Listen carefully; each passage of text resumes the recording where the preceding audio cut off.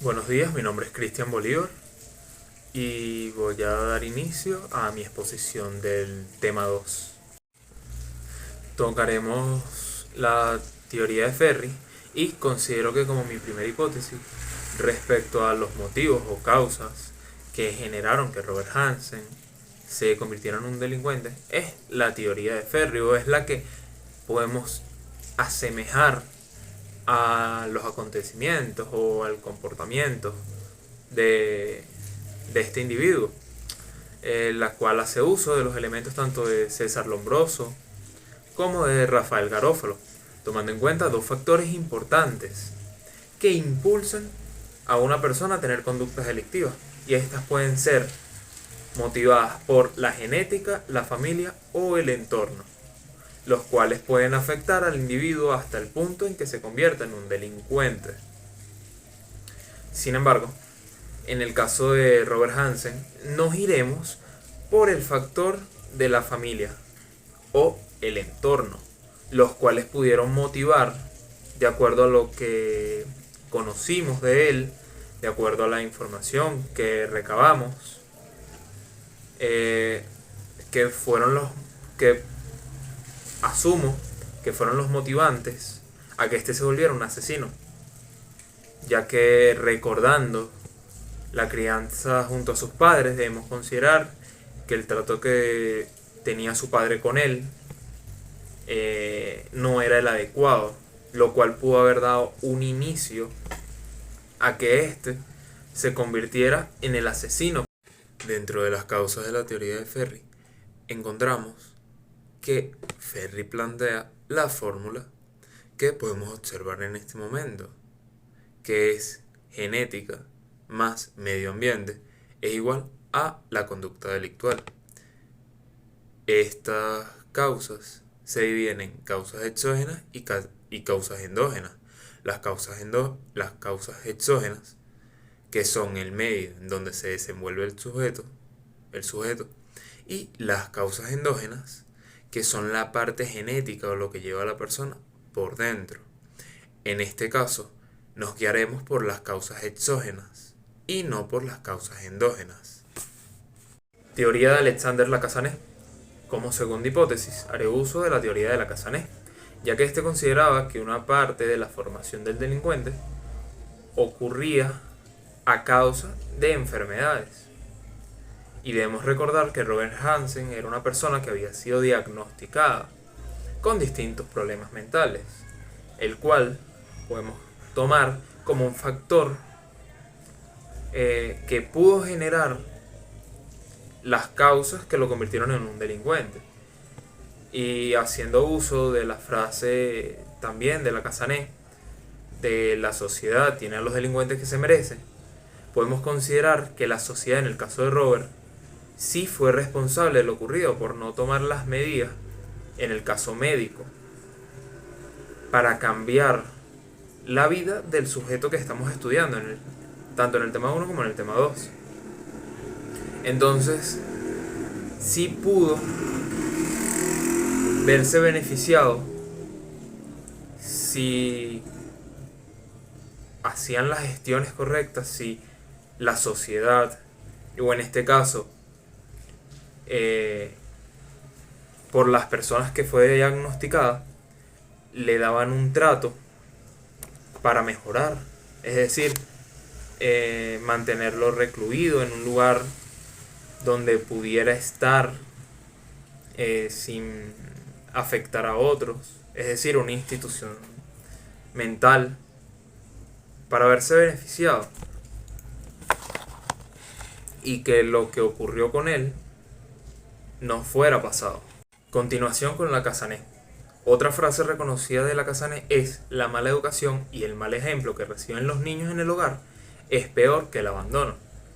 Considerando la frase, podemos atribuir que el trato que Hansen tuvo con las mujeres fue ocasionado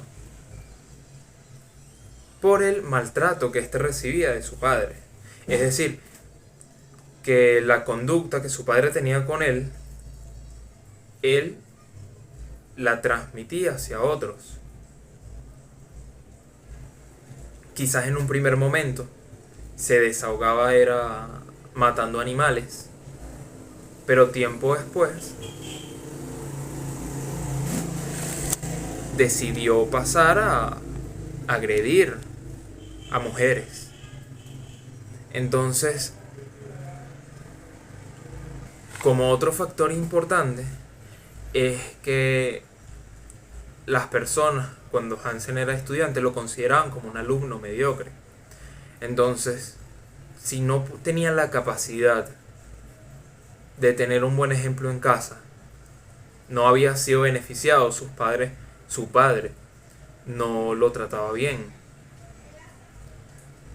y se le atribuye a este factor negativo el hecho de que para su entorno social de escuela, en su infancia, adolescencia, lo consideraban como un alumno mediocre, desmotivan a Hansen, haciéndolo indiferente a lo demás. Porque él pudo haber pensado, bueno, pero es que nadie da un peso por mí, nadie apuesta por mí, a nadie le interesa lo que me pase.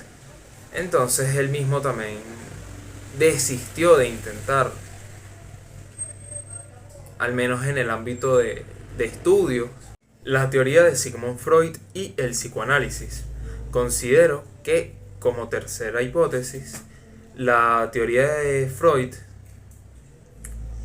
encaja bastante bien en el caso de Robert Hansen, ya que Freud consideraba que el hombre no era libre a pesar de la voluntad que posee o que poseemos.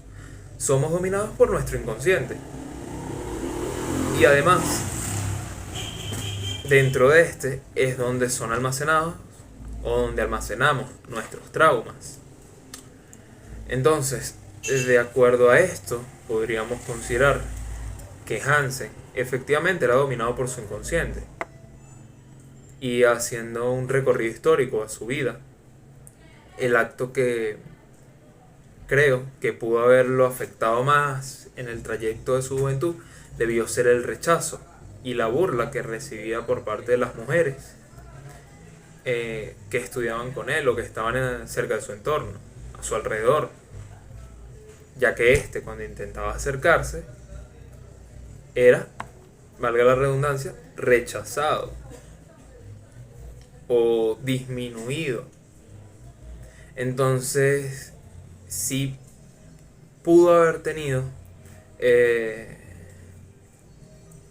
efectivamente los traumas suficientes como para que su inconsciente lo dominara, es decir, de lastimar a otros porque lo lastimaron a él. La teoría de la psicodinámica de Freud. Esta teoría fue creada por Freud con el objetivo de observar la psiquis del individuo para saber o conocer si había creado algún trauma o conducta normal que para fuera algo normal, algo cotidiano. Entonces dentro de esta se desprenden tres factores que podrían ser, o tres esferas que podrían ser el id o ello, el ego o yo y el superego o superyo. El id o ello es la región inconsciente de la persona en la cual no considera que su actuar o su comportamiento sea incorrecto o prohibido. Podríamos tomarlo como el instinto del placer que no puede ser controlado. El ego o yo es el mecanismo de defensa que tomará el control de alguna situación o en algún momento para que controlemos la conducta. Es decir, este es el equilibrio que actúa como defensa de los pensamientos peligrosos o de las conductas que pueden ser peligrosas para que no se materialicen, para que no se cumplan. Y el superego o superyo es lo que la sociedad le prohíbe al individuo. ¿Sabes? Lo que la sociedad considera como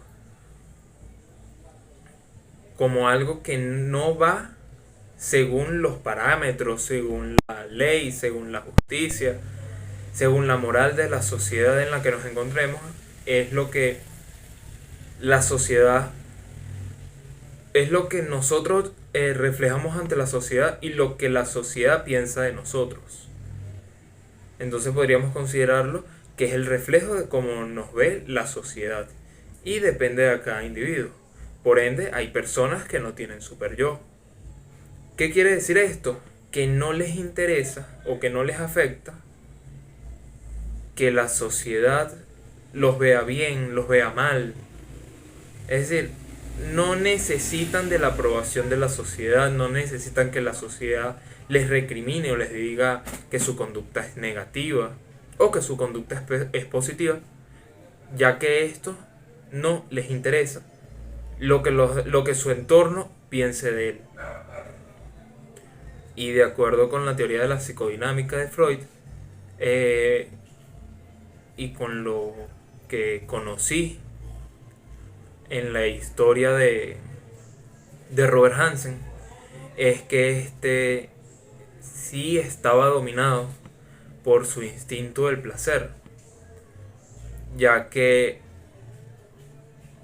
para él era satisfactorio agredir, torturar y asesinar a mujeres, porque le llenaba, valga la redundancia, le satisfacía.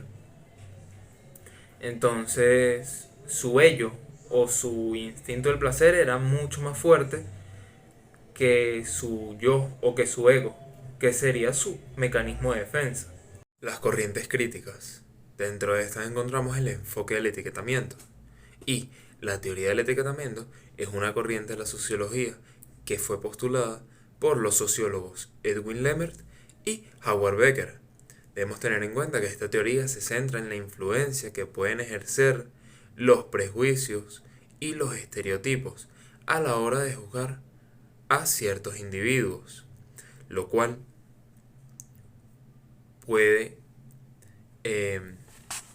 afectar a una persona a futuro que, como es el caso de Robert Hansen, se pueda convertir en un delincuente o criminal, teniendo en cuenta que su infancia y adolescencia se le consideró como un alumno mediocre y se burlaban de él sus compañeros de clase porque tenía rasgos diferentes a ellos, como puede ser el problema de acné, la tartamudez, que era más delgado, más pequeño. Ahora hablaremos del resto de teorías que no consideré que necesitaran unas láminas dentro de la diapositiva. Entonces serán nombradas de forma adicional, explicando el por qué no se consideran importantes o el por qué sí se consideran importantes. Iniciamos con la del periodo prepositivista, en donde iniciamos con Platón, en el cual considero que la teoría la teoría de Platón no se acopla a nuestro caso, puesto que éste consideraba que se le debía dar una oportunidad al delincuente y que con la pena éste podría mejorar, ya que él consideraba que el delito o la delincuencia era una enfermedad que la persona realizaba, es decir, era una enfermedad que tenía la persona que realizaba algún acto delictivo. Por ende, no considero que se podría acoplar al caso de Robert Hansen, porque, primeramente, este falleció sin terminar de cumplir su condena de 461 años. Entonces, no podríamos decir que la enfermedad terminó porque con la pena él no pudo mejorar, porque falleció cumpliéndola. Entonces no podríamos decir a ciencia cierta si en verdad se pudo recuperar para ese momento, para el momento en el que terminara la pena, suponiendo que pudiera llegar hasta esa edad. La de Aristóteles considero que tampoco se acopla, ya que éste considera al delincuente como un enemigo de la sociedad que debía ser castigado sin piedad, con castigos severos o hasta la pena de muerte. En el caso de Robert Hansen, este no fue castigado o sancionado con una pena de muerte o con un castigo severo, ya que a la realidad la pena que le dieron fue consciente y justa por los actos delictivos que él había cometido, los cuales no fueron pocos. El de Giambattista della Porta, en este sí considero que se acopla, porque Della Porta consideraba que los defectos humanos de los cuales otras personas se pudieran burlar podrían ser un motivo por el cual alguien se convirtiera en delincuente. Entonces, realmente sí podría considerar que la teoría de Della Porta tenía que ver con el caso de Robert Hansen, porque las burlas que hicieron contra él, los malos tratos que hubieron contra él, sí pudieron haberlo influenciado para que éste se volviera un criminal. La teoría de Franz Joseph Gall respecto a la frenología también la podría considerar que se acopla al caso de Hansen, ya que éste considera que los criminales tienen más desarrollado el instinto de la defensa, el coraje y la tendencia a ser agresivo, porque en la información recabada de él, si observamos información o si comentan que se mostraba de tímido, temeroso se podría considerar también, y sin embargo era agresivo,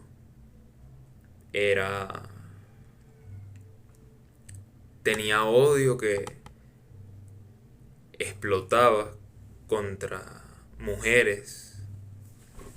Entonces sí podría considerarlo como una teoría que se acopla o que se ajusta a nuestro caso.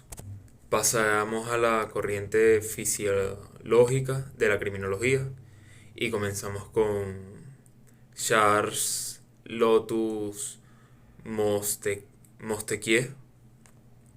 Y en el caso de Montesquieu, no considero que su teoría se acople al caso, ya que únicamente este consideraba que el legislador era el que decidía si una persona cometía o no un delito. Y en los casos en el que efectivamente esta persona hubiera realizado actos que fueran en contra de la ley, se establecían para él situaciones en las cuales la persona no debía ser castigada, que serían los casos en los que la persona tuviera una discapacidad intelectual o por legítima defensa.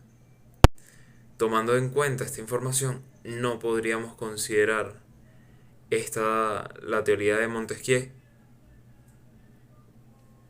como ajustada al caso de Robert Hansen, ya que este sí tenía la intención de agredir y de lastimar a otros.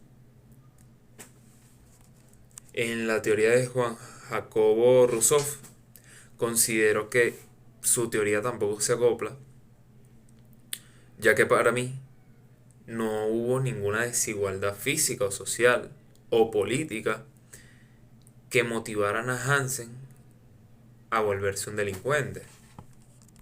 Pasamos ahora a la escuela de la criminología e iniciamos con César Beccaria, el cual considero que su teoría tampoco se acopla, ya que Hansen,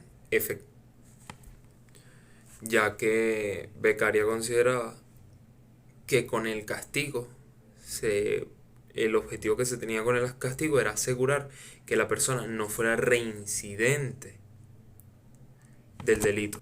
Sin embargo, considero que no se acopla porque Robert Hansen sí fue reincidente, a pesar de que en reiteradas ocasiones fue castigado con penas privativas de libertad. La teoría de Pablo Anselmo Feuerbach considero que no se acopla tampoco, ya que esta teoría trata de la coacción psíquica, la cual tiene como objetivo intimidar al individuo de realizar algún acto delictivo o hecho punible. La teoría de Francisco Carrara, sin embargo, considero que sí se acopla, ya que éste considera que toda persona es libre para tomar sus propias decisiones, ya sean buenas o malas, y las personas que ejerzan cualquier acto delictivo o que realicen cualquier hecho punible lo hacen planificando e ideando cómo cometer ese delito. Que cuando observamos la historia de Robert Hansen, este ya había reincidido en varias ocasiones y en los casos de sus primeras víctimas, antes de volverse el asesino o el cazador de prostitutas, ya había intentado antes hacerlo con mujeres que no ejercían la prostitución, que este ya tenía pensamientos de planificación, de deseos de cómo lo voy a hacer, cuándo lo voy a hacer, cómo lo haría. Pasamos a la escuela francesa. En esta encontramos a Gabriel Tarde. Considero que su teoría no se acopla, puesto que en esta teoría Tarde considera que el modelo a imitar nos proviene de otro. Se puede decir que en ese nivel se encuentran con fenómenos de moda, costumbre, y pienso que es desconocido para mí si sus delitos fueron realizados por imitación o innovación, ya que no se tiene un registro tan amplio sobre el caso o sobre la vida de Robert Hansen. La teoría de Emil Durkheim también considero que no se acopla, porque este considera que la delincuencia es una imagen de la sociedad y realmente no considero que los actos realizados por Robert Hansen hayan sido por culpa de la sociedad o por imagen de la sociedad. En la teoría de César Lombroso también considero que no se acopla, porque este consideraba que la criminalidad estaba unida a causas físicas y biológicas. Entonces, como César Lombroso consideraba también los rasgos físicos como parte de saber si una persona podía cometer o era delincuente, considero que realmente los rasgos que tenía Hansen no eran los de un delincuente. La teoría de Rafael Garófalo considero que tampoco se acopla a nuestro caso, ya que éste consideraba que si no había una posibilidad de que el delincuente pudiera ser reinsertado a la sociedad como una persona de de valor, este debía ser condenado a una pena de muerte, ya que para Garófalo, una persona peligrosa y temible no podía estar dentro de la sociedad, porque iba a seguir delinquiendo. Entonces, tomando en cuenta los delitos cometidos por Hansen, con la teoría de Garófalo, él no hubiera estado vivo, no hubiera sido sentenciado a una pena privativa de libertad, una pena de privativa de libertad, sino a la pena de muerte.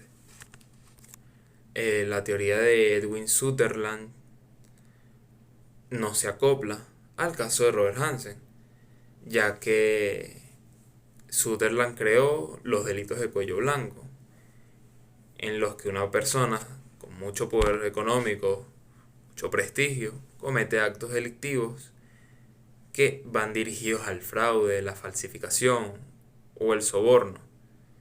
Y los delitos cometidos por Robert Hansen no van dirigidos a ese tema. Además de que este tampoco tenía un poder económico o un prestigio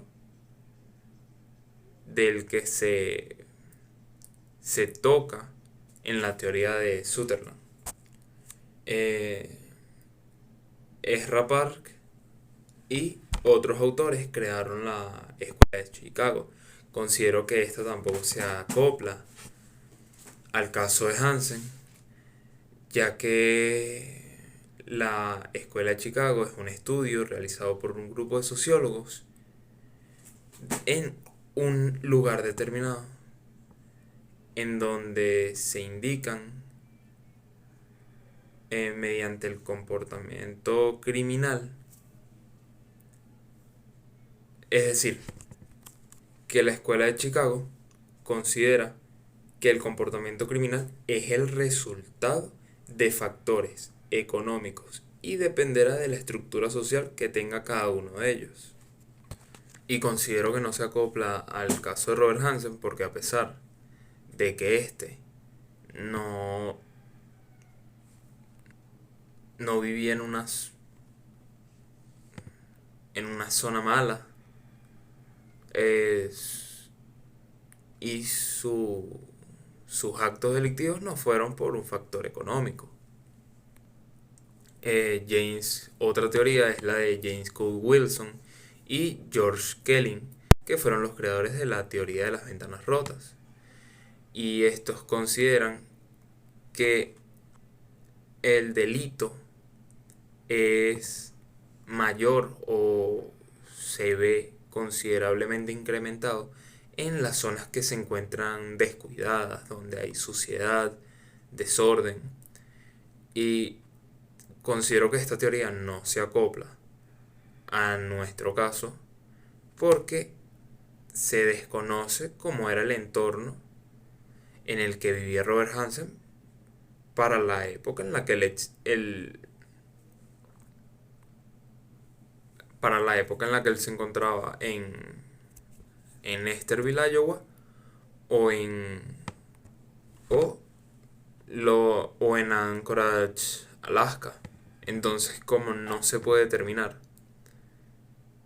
si había desorden, suciedad, o que la zona en la que él habitó estuvo descuidada, no puedo considerarla como una teoría que se acopla al caso.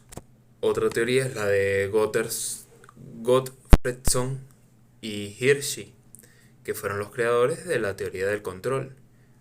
En esta teoría considero que tampoco se acopla a nuestro caso, ya que esta se encuentra enfocada en lo que motivó a la persona, no en lo que motivó a la persona a delinquir, sino en la fuerza que obliga al resto de personas a no cometer delitos.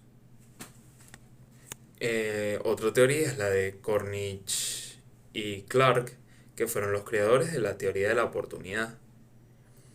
Y esta tampoco puede acoplarse a nuestro caso, porque esta parte de la idea de que las personas que cometen delitos deciden realizar esas acciones basándose en un juicio. Es decir, que toman en cuenta las oportunidades y el beneficio que esperan obtener al, al cumplir o al completar el delito o el hecho delictivo, y evalúan así también el riesgo que supondría el ser atrapados. Pasamos a la teoría de Marx o la teoría marxista. Esta considero que no se acopla, ya que estudia a la delincuencia y a la justicia dentro de la estructura de clases y los procesos sociales. De esta manera, la teoría marxista considera que la ley y la pena son vistas en relación con un sistema que perpetra la opresión y la desigualdad. Entonces considero que no puede ser acoplada o no se acopla en nuestro caso,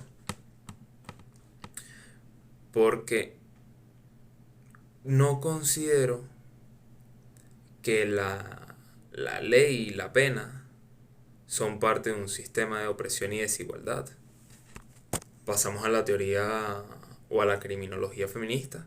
Esta tampoco se podría acoplar al caso de Robert Hansen, ya que esta teoría va dirigida a la mujer delincuente. Y en el caso de las tendencias actuales y el futuro de la criminología, debemos tener en cuenta que el trabajo de la criminología se centra en la conducta antisocial del criminal, así como lo que lleva a esta persona a realizar algún crimen. Esta fue toda mi exposición. Espero que les haya gustado.